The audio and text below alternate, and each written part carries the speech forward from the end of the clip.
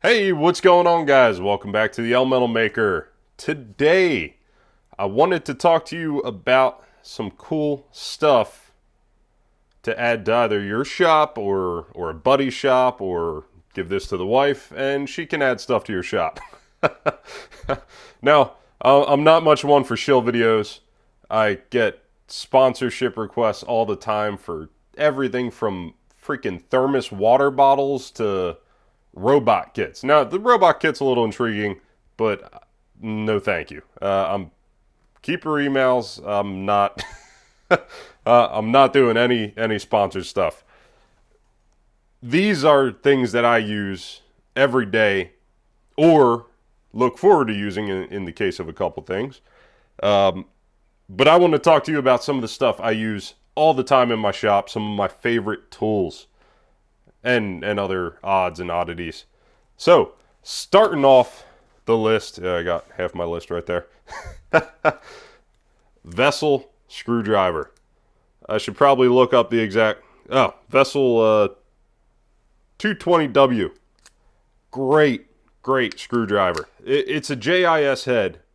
So if you ever work on carburetors and that sort of stuff, you'll notice a Phillips is always slipping, camming out, stripping your screws. A beautiful thing about JIS, it's really designed to grab the screw and not strip like Phillips are. Phillips are actually designed to cam out. So I love these. I have one in every set. You can see this is a brand new one I just got myself not too long ago. This is one that's been in the toolbox for I guess a few years. And then my really beat one is out in my emergency toolbox. That sees a bit harder use. You can see I always keep the JIS number 2 and the flathead number 6, I guess that is. Really, the JIS number 2 is the ticket there. That's a really good one. Occasionally I use the JIS number 1. Great screwdriver. I want to say it was like 13 bucks, 14 bucks, something like that. Well worth having, especially if you work on import motorcycles or ATVs. I'm always ATVing, so I love Japanese stuff. Next on the list, and potentially one of the most important things you can have for a home shop, is a good measuring tool. Now, these are digital calipers. This is an 8-inch. These are both 6 inches. These are varying qualities. So as you can tell, these are plastic. They're junk, but they're repeatable junk, which is why I use them for woodworking, stuff that doesn't have to be that crazy. Rough estimations, eyeballing stuff in a more accurate way. There's no thumb wheel. There's no lock on here. It's just a good eyeballer. And it actually measures up pretty well with the other ones, so it's not that far out of the ballpark. Here's your standard little Harbor Freight caliper. These things are basically disposable. You get a new one every year, 20 bucks, 15 to 20 bucks, honestly. They're good value. They're good for scribing stuff with. Decent enough to get pretty good measurements. I don't have my Mitutoyo calipers here. They're out in the workshop. But this is one nicer pair that I kind of splurged on a while back, and I do like them. They're, again, nothing sponsored, but I've had good luck with this one. It's eye gauging. And it did kind of klutz out on me a little while ago. It was giving inconsistent readings. But I gave everything a good wiping down. Guess I had some dust or something in there on the capacitive reader. But these things actually seem to be a little better. Now, this is going to cause controversy. Seem to be a little bit better than my Mitutoyo 8-inch calipers, which I know are genuine Mitutoyo. I got them through Granger, so they're not knockoffs or anything. They're solid, but I like these a little better. Nice smooth action. None of that rough. I mean, you can hear that. I mean, that's rough. These Very, very similar to the Mitutoyos, but these actually seem to hold their zero a little better. They don't drift. My Mitutoyos, I probably should have sent them back when I first got them. They drift, and I don't get why the hell that happens. Now, the reason you need something like these in your shop is you can't produce accurate parts unless you have some form of accurate measurement, which is why you need something that you can trust, that's repeatable, that is precise and accurate. So I found these to be just as on the money as my Mitutoyos. Now, your mileage may vary. I'm not endorsing that brand. I think this one was like 54 bucks. Again, these are 15 to 20, and I think this one was 3. Now, the crazy thing is they all kind of endorse each other in measurements. Obviously, this one, you're only good to hundredths. This one shows the little, it's got a half indicator for the 10 thou. And this one as well is a half indicator for the 10 thousandths range. But pretty damn good part. I like it. And again, if you have a 3D printer, you're trying to calibrate it, getting into machining, you need a good way to measure stuff. Calipers are a great starting point. I mean, the whole field of metrology is astounding, the stuff they get into. I just have the basics, you know, some good calipers, some cheap calipers, and, you know, for the finer stuff, you know, a nice micrometer, that sort of thing. But I'm not too far into the field of metrology, you know, granite surface plate, that sort of thing. That's as far as I go. Now, after that, we're going to have to venture out to the garage. So here we are in the old garage. You can see the bastard LTZ, my old beat to crap four-wheeler. And, let's break this out. All right, this here is my little ATV emergency toolbox. Keep all kinds of odds and ends in here. Some wire, some low pressure tire gauge, microfibers, cheap thread locker. Oh, this is a great one. I didn't even think of this, but always keep an emergency headlamp. Never know when you'll lose power. You need to find your tools. You need to fix something. Can't do it in the dark. I love this little guy. I think these are like 13 bucks on AliExpress. Good deal. Here it is. Tusk Off-Road Repair Kit. I'm sure tons of other companies probably make the same thing. Then this is a great look. So the reason I'm highly recommending this is I recently had a situation where I needed to use it, and this thing pretty much just about saved the day. And the big winner in that kit, there we go, there it is the CO2 inflator. Now, in my situation, I had a tire, actually, I slammed into a tree trunk, as is typical per my reckless driving. It actually unseated the bead. I'll show some video, but it unseated the bead off the rim, and me and my buddy had to actually seat a tire miles away from any civilization. Luckily, he was able to take his dirt bike back to the truck, grab my toolkit. In addition, I always keep some starting fluid, so we saturated the inside of the tire with some starting fluid, got a lighter, and popped the bead on. It was a bit of an adventure. And then from there, we hit it with the CO2 inflator. We were able to ride the rest of the day. It was a half-hour setback, but well worth. If you do any sort of off-road activities, get a good tire repair kit. Doesn't have to be this one. There's tons of them on the market. I buy a lot of Tusk stuff, so I do like them. But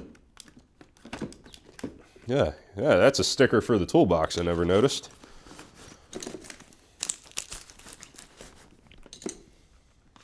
And it does come with all the other stuff too, little tire rubbers and all the tools you need. Pretty nice little setup.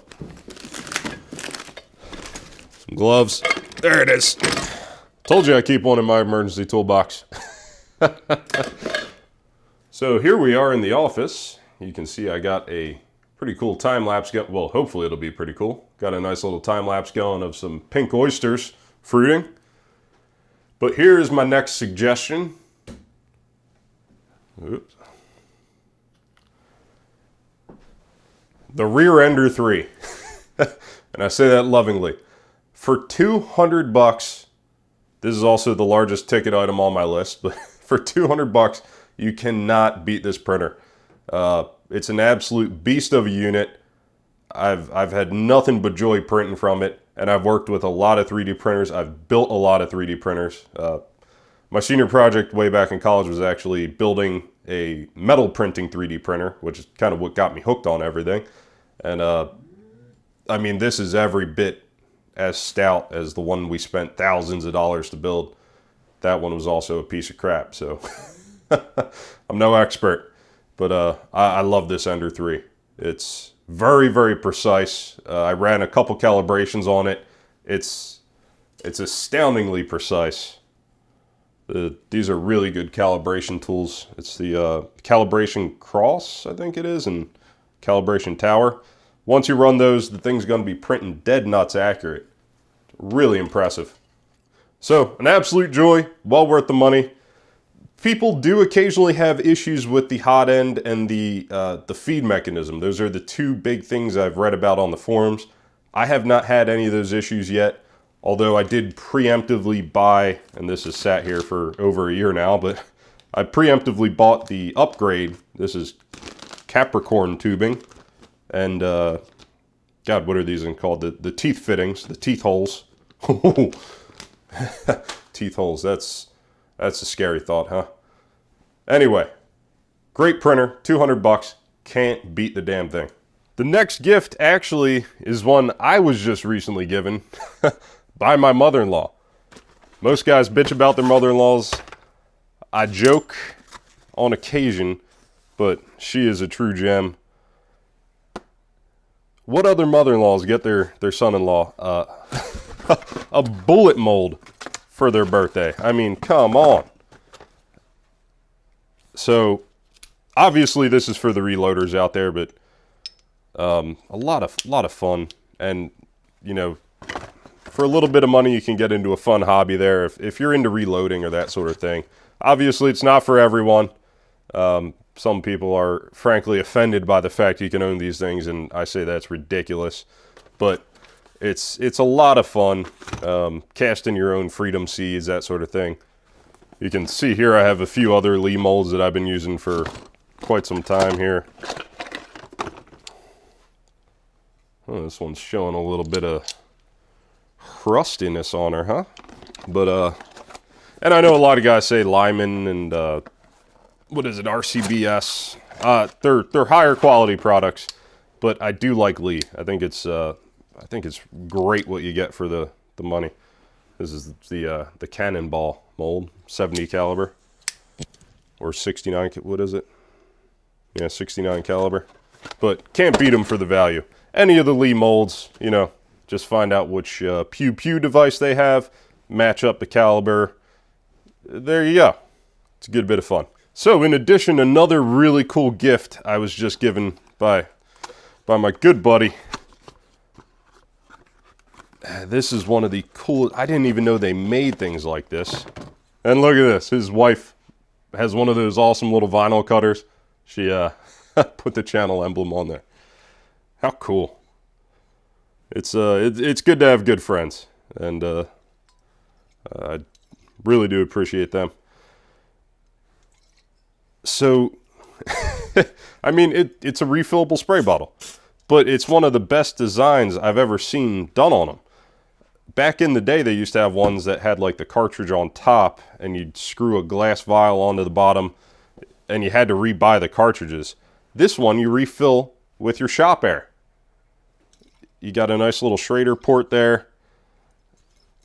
Obviously this thing's under pressure right now, otherwise I'd open it up and you guys could see, but I mean, beautifully machined aluminum. I have no idea what these run, so my apologies if this is out of the realm, But I think this thing, I mean, this is cool. Now, I can't speak to the longevity of it, but just judging from the machining, I mean, it feels nice and thick-walled, robust. I think this thing's going to last a long time, and I'm not nervous recommending it. But what a cool freaking device. I mean, kudos to the engineer who thought of making this product. That is a slick design and beautifully executed. I mean, you can see it's just a hair bigger than a regular. Let's see here. It's about the same size as a large aerosol. I mean, nothing wrong with that. That fits right in the shop. It's got the same form factor. It's got the same exact diameter here. So that's good engineering. They thought that out just in case you have stuff preset for your standard cans. That is an ingenious tool, and I look forward to using it. So next up, and highly recommended, is a good quality Allen key set. I like the ones with the ball end there. Really nice for getting into tight spots, that sort of thing. The Harbor Freight ones have their place. I think I actually had them up on my 3D printer, so you probably saw them there. But these are phenomenal, again, for working on bikes or quads or anything of that nature. Just a big difference in hand feel quality. These are gold plated, which is completely ridiculous. I don't think it helps much. You can see I'm getting some oxidation up there. Anyway, these are only a few years old, probably. God, I guess they're a lot. Yeah, these are probably coming up on 7 years old, so that'll do it. But great quality. I love these. I know a lot of guys like Wiha too. Wiha? How do you say it? But they're great tools as well. Bondus is great. And any of the good names. Just get yourself something a little better than Harbor Freight for when you're going out on Sundays, you know? Sorry, it's a little dark down here, but next up, a brewing kit or equipment. You can see here I got a stout going. This is a oatmeal stout, actually. So I'm just about ready to bottle this. It's actually pretty well overdue. It's been sitting on the trub for quite some time. But I've never had any issues from that. People talk all the crap they want. Beer comes out fine. So you can get some extract brewing kits pretty darn cheap. That's, of course, assuming the people have the basic equipment. You can also get a nice basic starter package with like the buckets and the airlock. I think it even comes with like some of the sanitizers and stuff. But that's a very fun hobby. I love brewing. It's a nice way to unwind. And I doubt you even really save any money. But you can make some nice brews. Next up on the list here, this is one of my all-time favorites. This is a nice portable butane iron, Portasol. This is the Pro Piezo 75. My buddy's got the 125. That's great. It is so diverse and great for when you're out in the field, or even if you just have something in the driveway you need to make a quick repair on. You don't want to yank an extension cord all the way out there. This is a phenomenal little iron. You can see right now I got the, this is just a heat gun tip. But you get all kinds of, you know, everything from a nice big chisel tip. That's a new one, actually. To a nice little fine point. This one's a little beat up. Might have to order a new one of those soon. But it's actually a pretty ingenious little torch. You can see in here. No, you can't. Anyway, it's the same sort of stuff that's in your catalytic converter. So it's not actually a get that one out of here.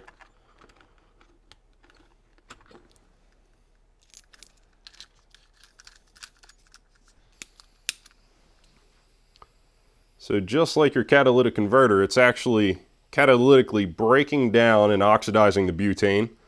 I guess giving off mostly water vapor and CO2. But that's how you're getting your heat. So there's not a direct flame, although if you get your finger in front of there or rest it down the wrong way, you'll melt shit or catch stuff on fire, which I've done many times. So you got to be very wary about where you're setting this down when it's on. But the trade-off there is a phenomenal portable iron. I think this thing runs maybe about 50 bucks. I love it. I love it, love it. Never let me down yet. It's a beautiful little iron. Now, these things are made in my ancestral homeland of drunkards and redheads. The beautiful lands of Ireland. And at least I think they're still made there. But just kidding. Don't cancel me. I love this iron. They did a phenomenal job designing this, and I mean, never let me down. Highly recommended. Can't beat it. While we're looking in that drawer, might as well note, can't go wrong. There's one. There's a Arduino Mega. But an Arduino Uno R3 is a phenomenal gift for someone who's looking into getting into electronics, programming, that sort of thing. It's a pretty simple language to learn. I'm not proficient at all in it. Haven't taken the time to learn it. I will someday, though. But you can see some of the projects we've done with it. The Model Rocket thrust test stand. I mean, couldn't do it without the Arduino. Of course, back in college, they teach you LabVIEW, which I think is completely ridiculous when you have much better options like the Arduino available to everyone, open source now. You know, it all comes down to bucks in the pockets there. But I love Arduino. Get them started young with the coding. So if you have a kid, you want to get them into that sort of stuff, can't beat it. And finally, a nice torque wrench. Now this one here is my princess. I treat this thing like it is gold. This is a CDI. Now, what most people do is they go into that van and get raped. And it's not the van with candy on it, it's the van with the red and white. And you just get in there. What I like to do is I like to find who makes it for Snap-on. CDI makes their torque wrenches. So, went right to the source, skipped the middleman, and got myself a nice CDI torque wrench. I've had this thing for a number of years. Looking back in retrospect, at least with the stuff I do, I should have probably spent the money on a better 1/4 inch torque wrench than this nice 3/8. This one has a range of, what, 10 to 100 foot-pounds, which is good for putting lug nuts on the cars, that sort of thing. But it's not super useful for a lot of the stuff I do, which is typically rebuilding motors, that sort of thing. So here's what I use for that, and some of you guys are going to croak when you see this, but it's a Schittsburg Pro. And I'm going to tell you why I don't feel bad using this one, but why you might want to avoid it. These things don't have nearly as nice an adjustment method. You got to unscrew this little knob here and bring it up, and then it gets stuck on itself, and it's not a great system. It does work. Now, the reason I'm not afraid to use this is back when I worked in biomedical engineering, they had all sorts of, because a lot of the pedicle screws, that sort of stuff that we would put in patients, well, not we, but the surgeons would put in patients, had to be torqued to a proper spec. The caps that would hold the rods on for spine rod pedicle screw systems, nasty stuff. But they had to be torqued perfectly. So they had some awesome calibration equipment there. And, you know, during lunch break, I snuck over there. I asked the guys if I could check calibration. And this thing was dead nuts accurate. I mean, it was on the money. I do have a spreadsheet somewhere that I actually put together. And I tested a few of these. They were, I think, $10.99. So I bought 2 or 3 of them to actually calibrate and make sure they're in the spec. At that price, you can keep one at each workbench. But in my case, they were good. I know some people have gotten clunkers from Harbor Freight, and for the price, I believe it. That's, you know, they're not selling them that cheap by making the best product. That's for sure. I mean, it is slave labor, so that helps. But yeah. Now, to support an American-made product, yeah, look at that. You don't see that much often. Made in USA. Good old USA. U.S. and foreign parts. So, yeah, they're even making some of the parts in USA. That's impressive. But can't beat a nice quality torque wrench. I mean, your adjustment mechanism on here is just light years above that of Harbor Freight. And, I mean, that's what's to be expected. It's a $150 torque wrench versus an $11 torque wrench. You're comparing, you know, Civics to Lamborghinis, or it's a different realm. And this has its place. I've rebuilt multiple motorcycle motors and ATV motors with this thing. Never had a problem related to the torque of anything. So, I can't complain. I've gotten my money's worth out of this. I've used this much, much less. So I'm going to say, if you work on the sort of stuff I do, small engines, that sort of thing, get yourself the 1/4 inch instead of the 3/8. I think you're better off there. While I'm at the bench, I did notice something a lot of you have been pointing out in the videos. Grenades on my workbench. They are inert, so ATF, don't come shoot my dog, please. If you can find a source of old inert grenades, I bet you these would make a cool paperweight for a buddy. Obviously, don't bring it into the office, but that'd be a lot of fun. You know, make a nice little, you know, maple burl stand for it, that sort of thing. I might have to do that for a few folks I know. Well, guys, thank you so much for watching. I hope you enjoyed. A little bit of a different video, but you know, I figured at minimum you could send this to your wife and she could pick from something and you get something cool. I know people are always telling me I'm hard as hell to buy for. Frankly, I'm happy with any kind of tool related thing. Here's you know, if you really want to get into it, this is a knife I made out of 01 tool steel, local maple burl. You make that for a buddy, he'll have it for life, cherish it, that sort of thing. I've made a few of these for buddies. I'm going to leave links for everything down below in the description and maybe the pinned comment or whatever.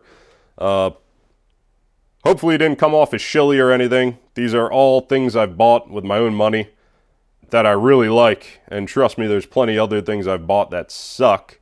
So these are some of the wins. So hopefully you guys enjoyed, and I'll see you next time. Have a great one.